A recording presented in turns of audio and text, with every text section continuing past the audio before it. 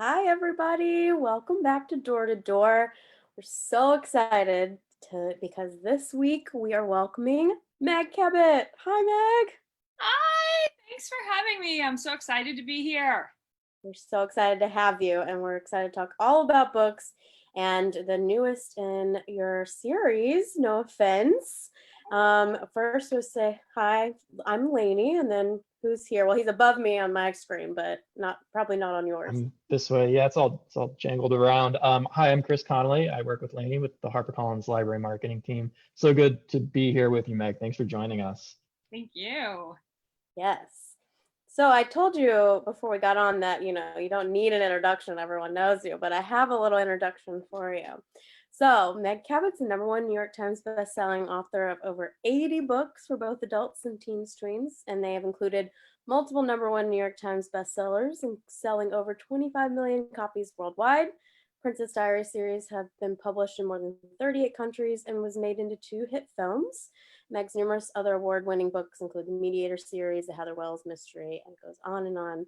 And you currently live in Key West, which we'll come back when we talk about the book. How's quarantine life in Key West? It's crazy. This is a vacation town, and weirdly, there are still people going on vacation and they're coming here and they don't understand that we have COVID too. And so they're running around without masks and they're giving out tickets. If you don't wear a mask, you get a ticket. And people are like, Really? why? Why? This is why we're on vacation. And it's like, we have a tiny little hospital and all the beds are full. So people need to understand that we have it here too. And you should enjoy, but be safe. So we're telling people to stay 6 feet away, wear your mask. Of course, you don't have to out on the water. You can enjoy and go fishing, but you know. COVID doesn't take a vacation, and they need to know that. Yeah, exactly. Good slogan. You should be working for the tourist bureau here. We can submit it to them. Exactly. And so we were talking earlier. I love your website, and some exciting things have been popping up over quarantine on your website. But one thing I really love, and I feel like I maybe mention this every time we talk, but you have the 25 things you might not know about Meg Cabot on there, and I find something to love every time I read it. Like, you wrote your first story at the age of 7, and it was called Benny the Puppy, but Benny's entire family dies in a prairie tornado. Benny had a tragic life.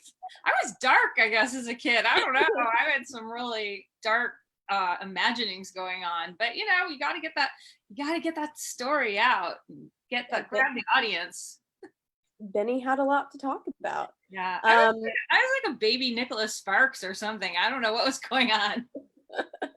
One other bullet, the American Library Association called the Princess Diaries like reading a note to your best friend. I thought that was really apt to read since we're talking to librarians, as well as everybody else today, but librarians especially. And in the book, we're going to talk about the library. But also, I found it interesting that you can name all 50 states in alphabetical order in less than 30 seconds. And I won't ask you to do it here, but I'm very impressed. I'm much better doing it drunk. I can't be sober when I do it for some reason. So don't ask me. I'm sadly sober right now. Just wait like a couple hours and then I can do it. Speaking of drinks, the last time we saw each other, we were talking about No Judgments, which is the first book in the series. No Offense is the second. And we had like hurricane glasses, and There's No Judgments. Lovely. And No Offense. And we came into the office, the days of coming into the office, and had snacks and talked all about that book, which revolves around the hurricane. And our heroine is there trying to rescue all the animals on the island. And so, but we decided, since we can't have drinks in person, maybe we should talk about our favorite drink or one we long for right now. Do you have one? Yeah, well, I was thinking, obviously I've been drinking at home since you can't go to bars. Bars are closed here. And I was thinking of a drink for No Offense, and one that's really easy to make with stuff you might have at home. If you have vodka, and you just need to get some pink lemonade, and you just do about 25% pink lemonade and about 75% vodka, and you put ice in it. There you go. You've got No Offense. It's actually called It's called the Key West lemonade. That's what it is. I mean, it actually is a real drink. And we drink it quite a bit. We've been enjoying that outside, not wearing our masks on our property. And, it's a good, nice summer drink. I love that. Change the ratio to your own taste. Oh, yeah, just vodka, just no, no lemonade. Just a splash of the lemonade and just vodka. And a lime, slice of lime, maybe. Right. Don't forget the umbrella. Yeah, of course. If you have that, you need a little umbrella. Yeah. So, well, before we get into the book, I was talking about the website and the blog having new things. So you've been doing a really fun thing. Do you want to tell people about it? Well, yeah. So the people kept asking, what's happening in Genovia with COVID. Genovia is, of course, a made-up country, but it's real in our minds and our hearts. It's where Princess Mia from the Princess Diaries lives, and she is now ruling it. And they wanted to know, is there COVID there? And of course, they had to do a shutdown, and they are also a tourist economy like Key West. And so I just was so lucky because I found some of Princess Mia's diaries and I was able to post them onto my blog following what's happening in Genovia right now. And so yeah, you can go onto my blog and read from like day 1. I think we're up to it skipped a little bit. We're up to day 100 right now. They've been pretty lucky, but things I think they opened a little too early, like some places in America, and things did not work out. So yeah, she's a little angry about some things. They got sued, I think, by the Hotel and Restaurant Association of Genovia to open up, and things have not been great. Grandmere is misbehaving very badly. She's fallen in love and wants to have a big royal wedding, and Mia's like, no, we can't do that during COVID. So she's got a lot of stuff going on. I wish that there were more entries. People keep asking me when's the next one going to be, but I actually do have a deadline for a book I'm getting paid for. So I feel like I want to find more of these that I could transcribe and post, but I do have to actually do the work that, is paying my bills. Yeah, it was a really, it was comforting in a way, it's nice to follow along and, have that comfort characters. Yeah, I think so, because I do think that like in many ways, Mia is being much more sensible than some of the other countries that even perhaps we live in with the mandates that she's making. So I found it comforting too. I enjoyed writing them. Not that I was writing them because I was just reading them and posting them because transcribing. Mia's writing them, but yeah. Right. She is doing lots of good things, but also kind of putting in situations that you would actually run into, like how do you go to the vet during quarantine or how do you deal with people who don't think it's real? I know. We all have those people in our family or our friends. And yeah, there's a lot of situations she runs into that have been happening to us, even though she's royal. They're just kind of amplified because she lives in a castle. So yeah, I know there'll be some more soon, but I just have to get a little caught up with some other things that are happening. Well, thank you for putting Mia's blog post out there. I appreciate it. Thank you for reading them. Yeah, of course. So we are going to move into the Little Bridge Island series. We're going to talk about No Offense, the newest. This is the second in the series, but there was a novella, Bridal Boot Camp, so people can go read that and No Judgments right now. And No Judgments and No Offense, both Library Reads picks. Congratulations. Thank you so much. And they're not so much a series. Like it's great if you do read all of them, but they're all standalone books. They're just set on the same island in the Florida Keys. And some of the characters do make appearances in all of the books, but you don't have to have read all of them to understand what's happening in the new one. Although my publisher would like me to say that yes, you have to have read every single. No, you really don't. You can pick up any one in any order and still totally get what's going on. Right, that's a good point to make. Thank you. And so do you want to tell them a little bit about No Offense and our characters that we meet in this book? Sure. Well, No Offense is about a librarian who is new to the island. She's a children's librarian, and she finds a baby abandoned in the children's bathroom. And of course, she calls 911, and the new sheriff in town comes to help solve this alleged crime but they kind of have differing opinions. Is this really a crime, or is this like a desperate cry for help? And this librarian who's named Molly really is a big fan of murder podcasts and true crime shows. And I don't know where I got that, but yes, I am also a huge fan of that. And she wants to help solve the crime, and the sheriff does not want her help, but he does find her very attractive. And sparks fly, and the two are constantly thrust into each other's orbit. And, things happen, maybe romance-wise, and then also, of course, mystery-wise. I heard somebody describe this book as like a cozy mystery / romance, and I was like, you know what? It is. It kind of is, because that's basically what happens. Yeah, this is a return to kind of romantic suspense mystery for you, right? So why did you decide to put a little mystery in this book? So my favorite genre to read is actually mystery romance. I don't really know what that's called. It's not like, I don't want too much suspense, because especially during this time of very much uncertainty in our world, I don't want to read about people like getting decapitated, or which actually has happened in some of my past books, like the Heather Wells mysteries. I just want kind of like a cozy mystery, and an abandoned baby is kind of a cozy mystery. There's also a burglar in the town in Little Bridge that's going around robbing people's homes, but he's just robbing them gently. Like he just finds a door that's been left open, and he just goes on in and he takes whatever's lying around, like people's iPads and stuff. And even some of the teenagers in town are like, they kind of are rooting for the burglar, because he's just basically robbing. He's kind of like a Robin Hood. He just robs rich people, and this is very frustrating to the sheriff. He's like, no, we have to catch him. And it's kind of based on a true story. This really did happen here in Key West. We had a little burglar like this. He didn't hurt anybody. He didn't damage any property really. But he was annoying. He was like taking people's stuff. So there was a big campaign to let's catch this guy. And that happens in the book too. So maybe these crimes are connected. I'm not saying, because that would give things away. But it was fun. It was like a fun book to write, because especially because I'm not gonna say I was writing it during COVID, because that would mean that I was very late on my deadline. But there may have been some trickle into. So it was a very comforting read to me. Yeah.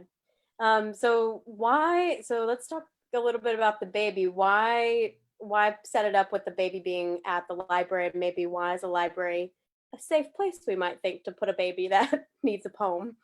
Yeah, that's part of the story, so I can't tell you why the baby ends up at the library, but I actually worked for many years in a college dorm at NYU, and we had a public restroom, and I found all sorts of stuff in there, because it was young people who were using the restroom, and every time I went in there, I was like, I know someday I'm gonna find a baby. Like I was really convinced that I was gonna find a baby. I never did, but that was a thing that I thought was gonna happen someday, and I always thought if I did, what am I gonna do? And so this mystery that I wrote was kind of born out of that. And there actually is a librarian here in Key West who I found out is married to a sheriff's deputy. And I thought that is the most adorable thing. Like they met at the library. And so I really wanted to write about that. I have, since I started writing this book, I have met her and I interviewed her to find out, all the inside gossip and stuff about, well, also, of course, to make my book realistic, I actually met her and talked to her about, actual library stuff. But I really wanted to set up how these two met. And I thought that would be a perfect little crime for them to meet over. Because first of all, finding a baby is adorable, especially if there's a happy ending. But not well, I don't want to give it away, but I hate kind of in books where like people find a baby and then they get to keep it, because that's not like legally, that doesn't happen. There's just laws about that. Like you don't just find a baby and then get to keep it, which does happen sometimes on TV shows like Little House on the Prairie. I'm like, wait, isn't there social services? What's happening? So I just want to show readers that is not, don't like think that that's what happens. And so I thought that would be a perfect way for my librarian and sheriff to meet. That is not what happened to the true life librarian that this book is somewhat based on, although of course not really, because I didn't meet her till after the book was almost done. Yeah. Well, I think, that's a good way to talk about libraries and how important libraries are in this book. And you use a lot of, I know you've been to our booth at ALA, and librarians love you and your books. And so how did those experiences kind of go into the friendships that maybe Molly meets? She has a lot of librarian friends, and she talks about conferences she goes to.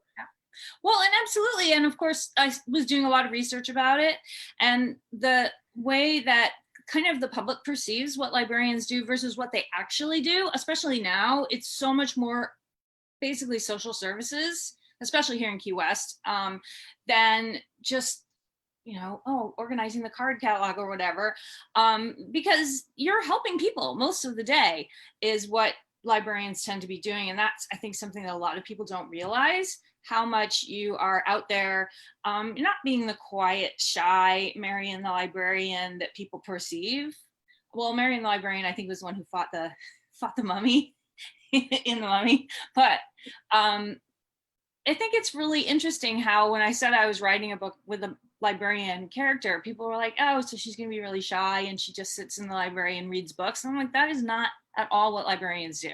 They are out there on the front lines helping people. They are running classes. They are helping people with computers. They're helping people find jobs. I mean, they're really basically having so much more work put on them than just helping people find a book to read, although they do that too.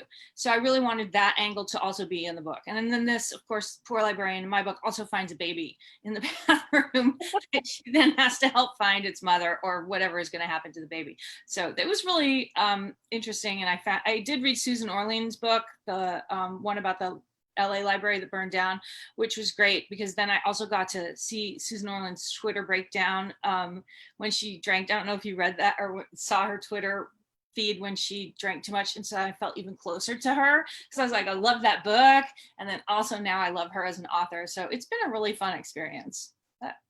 That's just an aside. Yeah.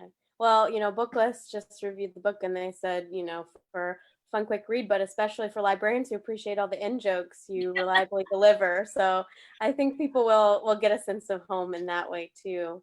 And in your acknowledgments, you give a shout out to two pretty cool Key West librarians. So hopefully that they got to log on. So thanks, Michael. Oh, I have to get them their copies. So the characters are both the sheriff and Molly the librarian. They are really set in their ways of justice. They have really intense views on what is right and like maybe privacy, like what you do. So how does that play out in the book and how are they different and alike?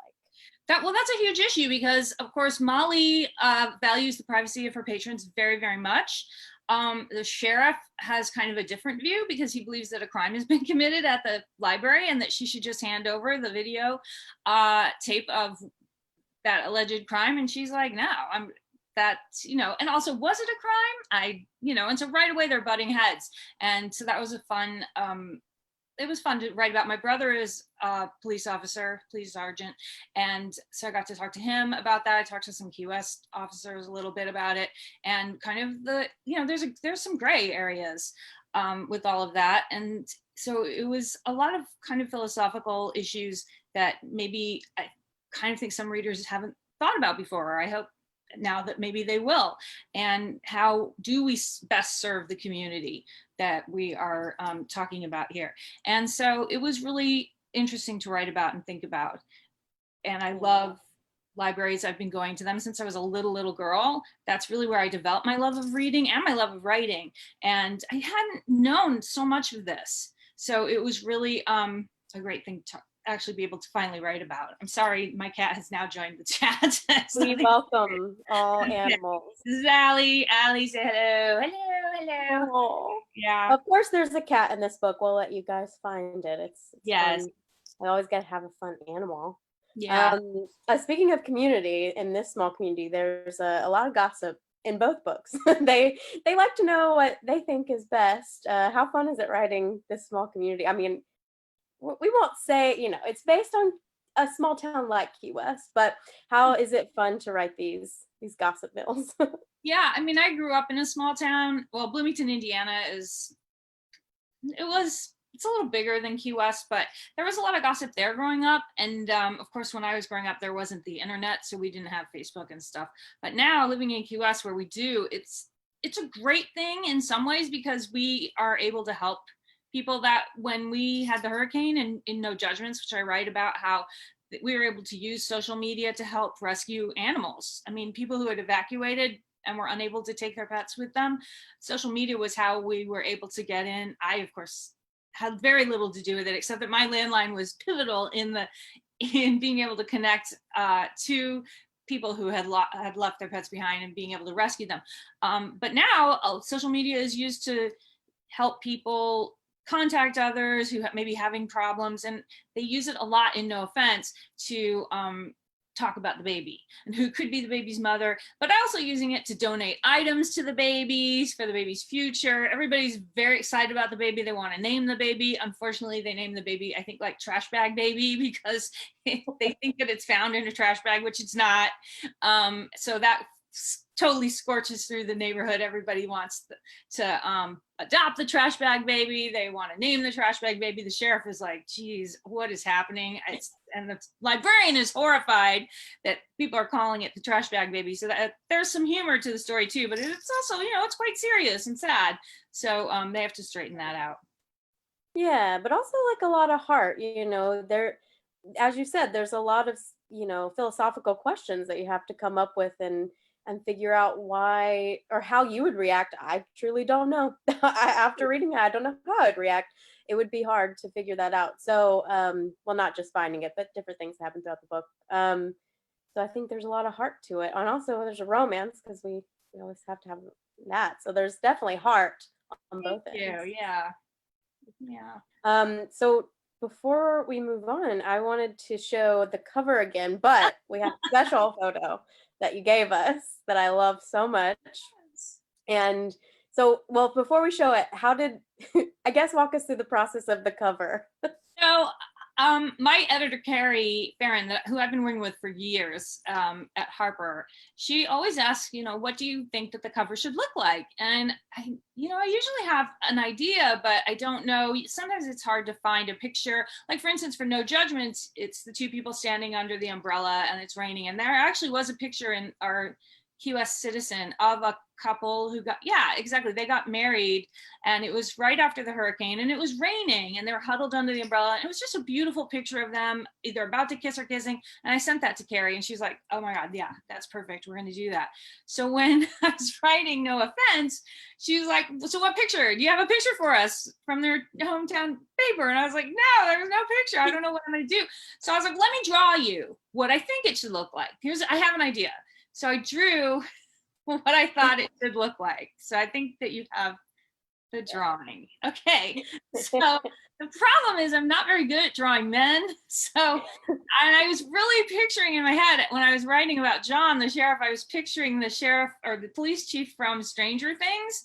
So that is actually David Harbour's head from the Stranger Things that I just cut out and put on the sheriff's body. And I thought, I was like, just maybe something. And we didn't even have a title. So I was like, title, and they're fighting over a desk, and there's books, and there's a cat, and then it's the Sheriff Hopper from Stranger Things. And I was shocked when they turned around, and this is the cover they came up with. And I was like, oh my God, that's exactly it. Perfect. Spot on. You did such a good job. I love it. So, yeah. I think they should have me design all their covers now. That should be my job. Because you don't have enough things to do. You're going to design covers. Yeah. I don't know how I'm going to get everything done. You could do it. I think if anyone, you could. We'll see. Yeah. And we have some photos of the library, because I asked if you had a photo of the Key West Library. Yeah. And so we have that. There it is. Yeah, that's the Key West Library. It's very small and pretty old. And in the book, what's happening is that there is a very wealthy donor who has purchased a new building, and they are moving. The small library is moving to this beautiful new building that's being renovated. And it is actually my dream to be able to do that for our little library, is to buy this particular building in Key West, which is this building that costs $18 million. So that's, if enough people buy No Offense, I will be able to buy this building and renovate it and make it into the new library. That has been my goal. Several people have tried to buy this building, and it has not worked out. I don't know what is going on with the owner, but He doesn't seem to Oh, want to sell it. They've made offers, and he won't accept them. And they've even made offers apparently for $18 million. And he's like, no, he's very attached to it. So I don't know what's going maybe he's holding out for the library. You never on. know. Yeah, maybe that's it. Ah, jeez. If you're watching, the library would be perfect there. So Um, beautiful. so did you get to did you stay in the Key West library a lot because you said you did research and obviously we talked about the two librarians there, but Yeah, I have been in there multiple times. You know, I do most of my reading at home because I live 2 blocks away. So it's like, you know, I might as well just be in my house. But yeah, I've been in there, done many talks. I talked to when my graphic novel, Black Canary, came out. I was very fortunate and I got to do a talk to a lot, I think 75 kids who were all given copies of the book by the Friends of the Library Association, which was amazing. So that was really fun.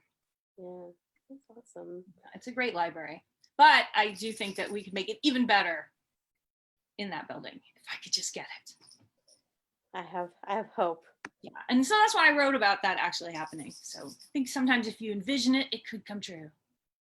Yeah. So I wanted to ask you about being the Bookstore Romance Day official 2020 ambassador. Thank You wanna you. tell us about that? Yes.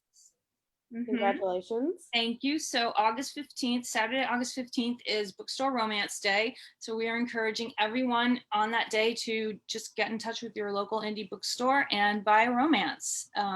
You know, it could be YA, it could be adult, it could be paranormal, mystery, whatever kind of book that you love the best that is a romance. That would be a great way to support your local bookstore. Just get a romance and then read it that day. You can take as long as you want to read it, but that would be great. As your ambassador, I'm asking you to do this. Yeah, and I had read an article that they put out, and I loved what you said about their happily ever afters across all age reading groups. And you were talking about why everyone's going to romance and finding these really comforting. So why do you think during quarantine we're all turning to romantic reads?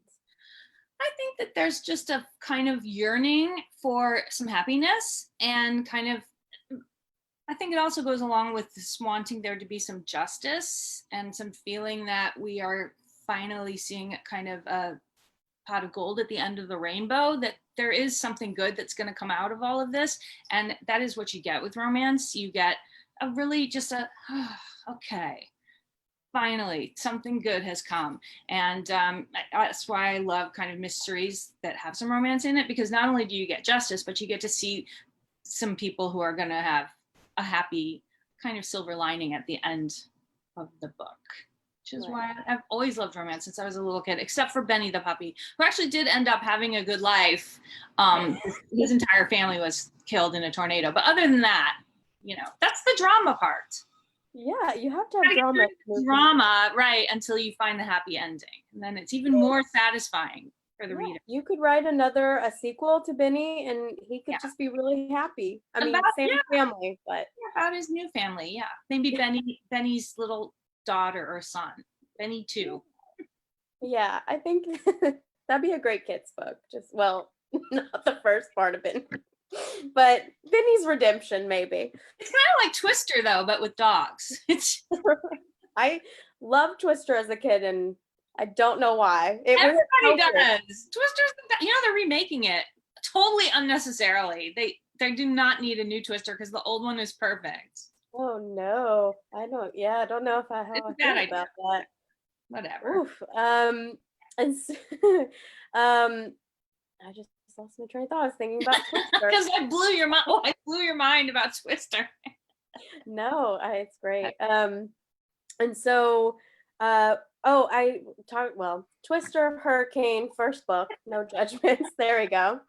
So in that book, we saw that Bree came into town and she was kind of reinventing herself in a way to get away from something.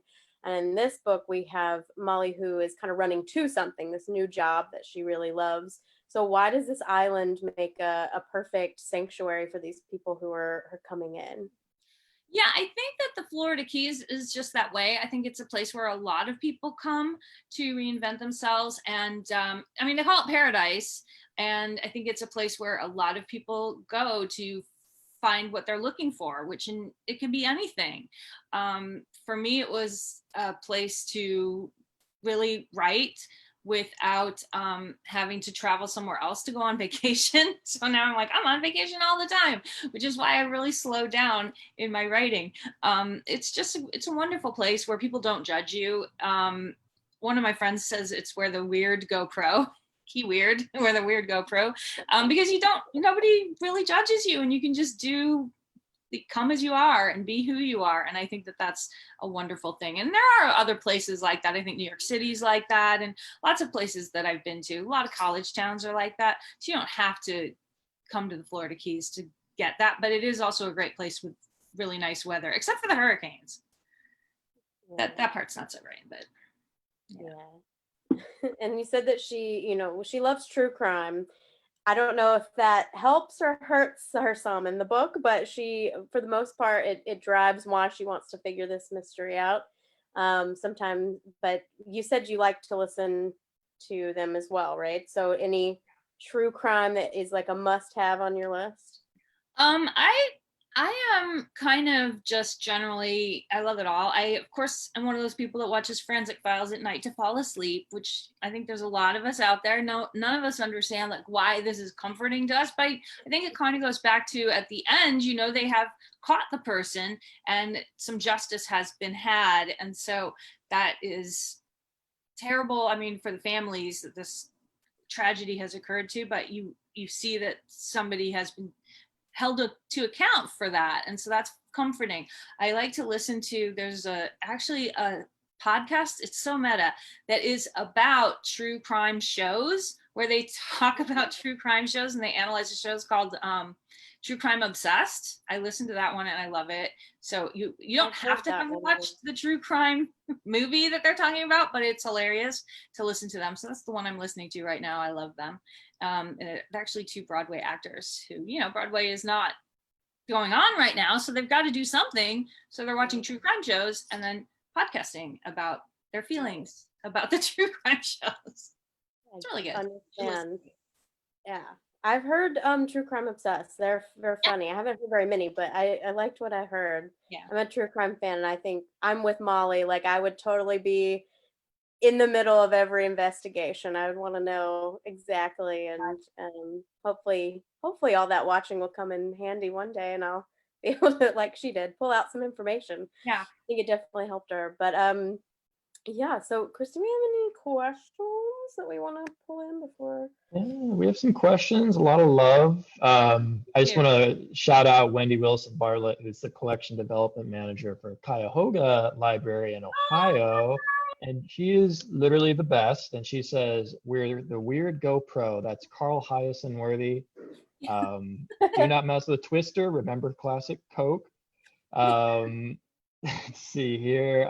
We did have a question from Abby Burke, who asked, Meg, if you have any recommendations for some of your favorite kind of romantic suspense or romantic mystery reads.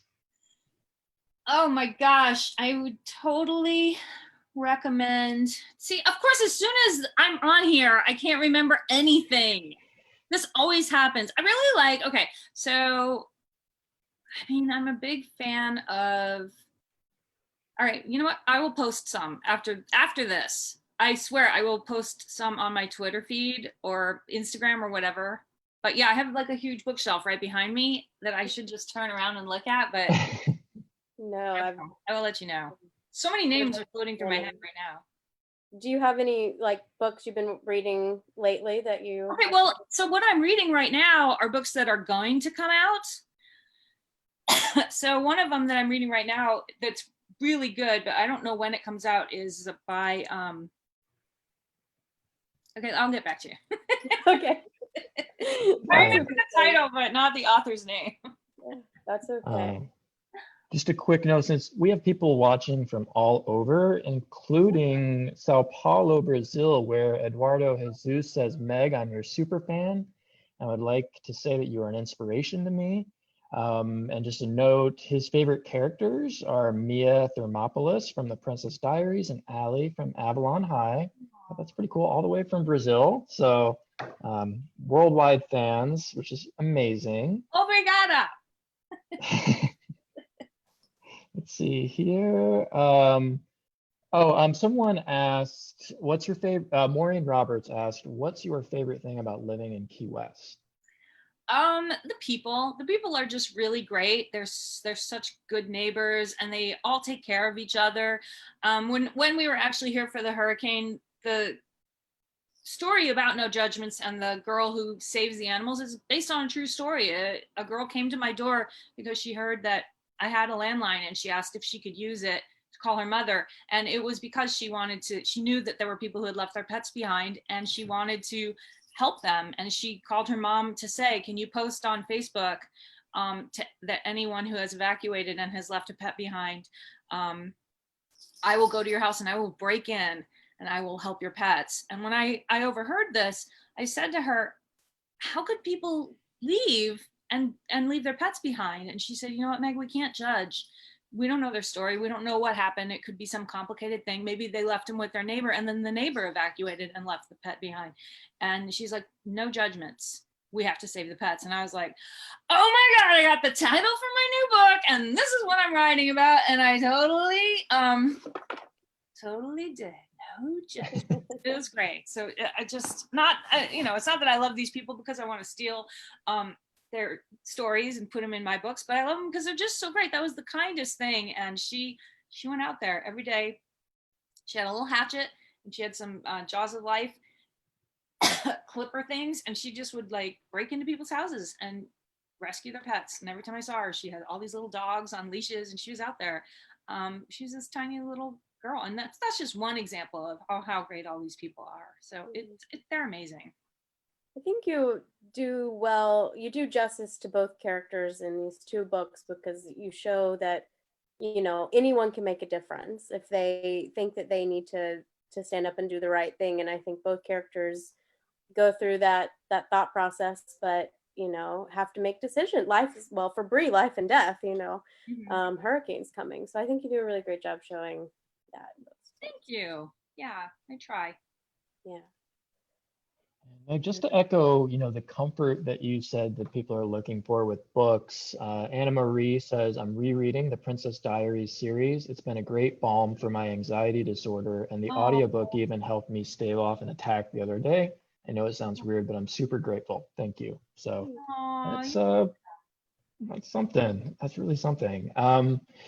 Let's see here. I did have a question from Tova Rich. The sheriff in No Offense, is it the same sheriff from No Judgments with the teenage daughter, or is this a different sheriff? No, it's the same sheriff, and his teenage daughter has a large part in the book.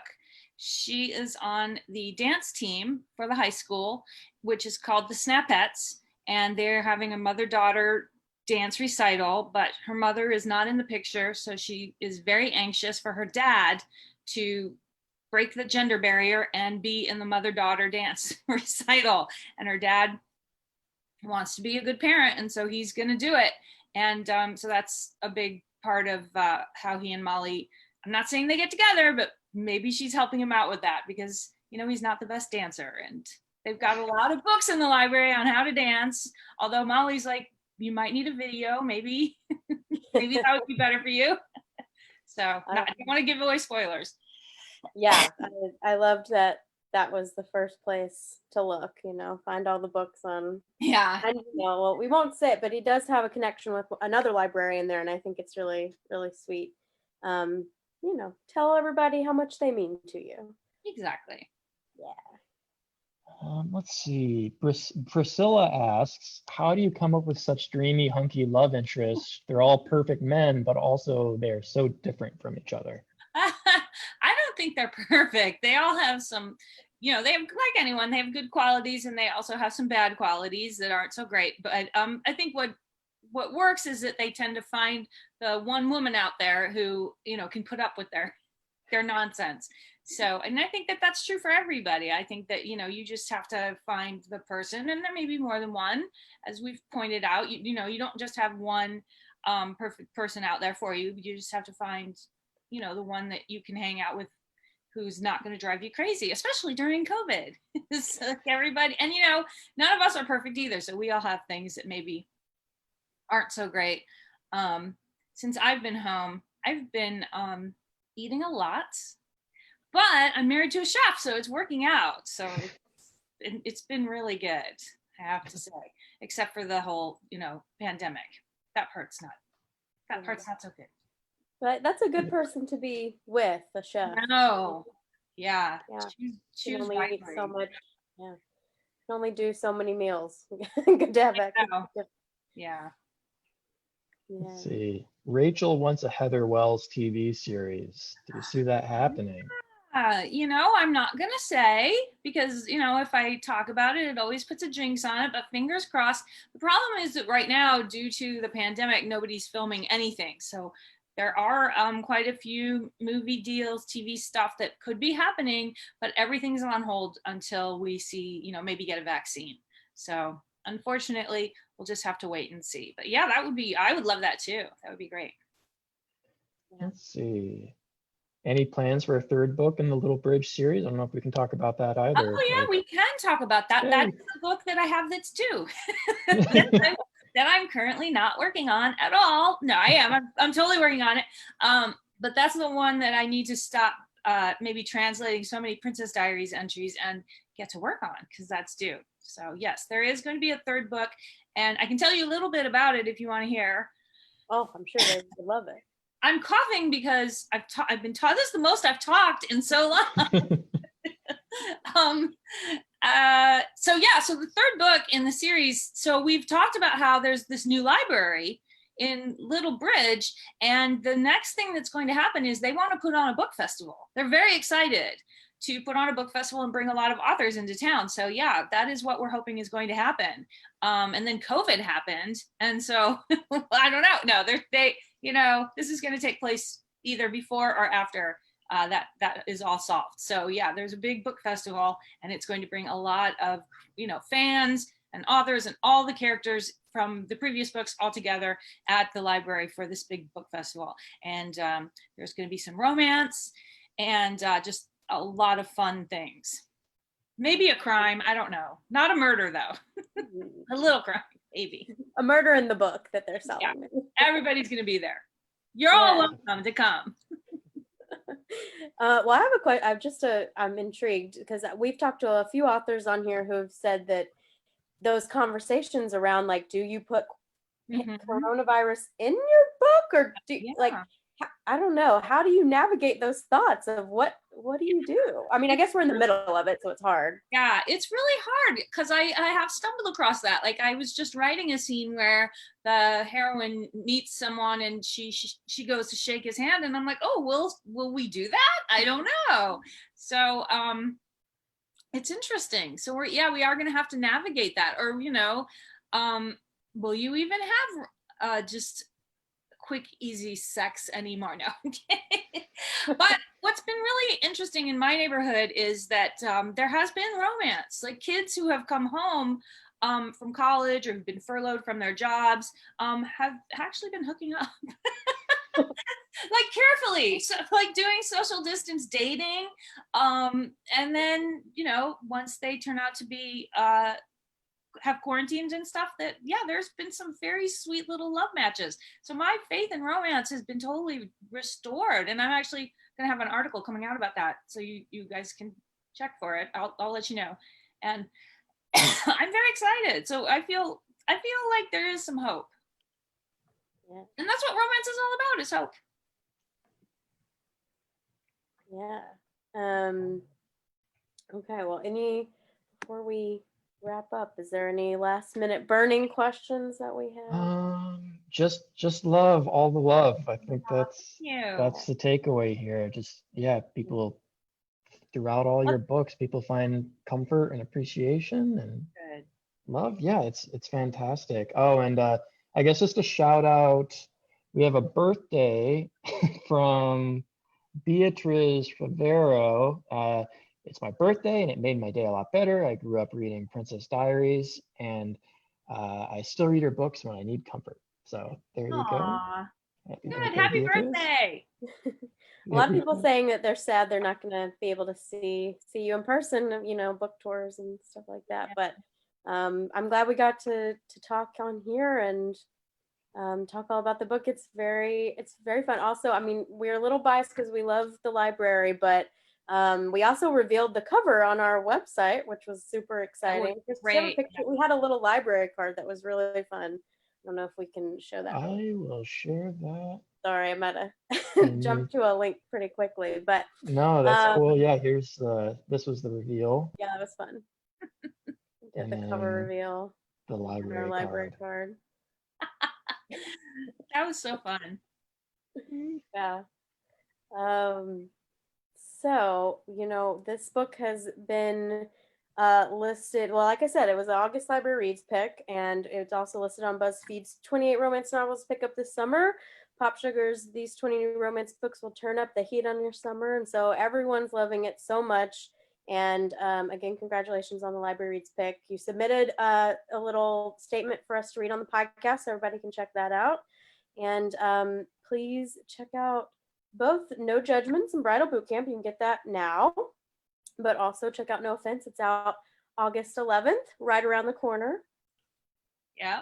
Thank you. Oh, and Meg, sorry, when was the Indie Romance Book Day? It is August 15th. So please order a romance. It can be any romance, doesn't have to be one by me. In fact, we would like you to actually order multiple romances and really support your local bookstores because everybody's hurting because of the quarantine and the pandemic. So it would be really great if you could just on that day, especially support your indie bookstore and especially a romance bookstore if you have one in your community. Buy a romance or more than one, that would be great. And also it will make you feel good. It's good for you to have that great feeling of the happy ending. We all need one right now. We do. And on Friday, you're taking over our Instagram account. So Yes, I've seen plans, and oh yeah, you guys are in for a treat. So please go check that out. It's Harper Library, and you can follow us all day. All the information is there, and you'll see posts from Meg and a video of her writing space. So can't wait. And so I think unless we have anything else to say, I'll Zoom us out, which I guess Zoom makes sense. We're on Zoom. But again, No Offense, very comforting. It just made me a big smile and a warm hug when I needed it through this quarantine. So thank you. And thank you for coming on today to talk to us. Thanks for having me. And thanks to everybody who came. It was great to see all of you. Thanks, Meg. Bye. Bye, everyone. Take care. Allie says bye. Bye.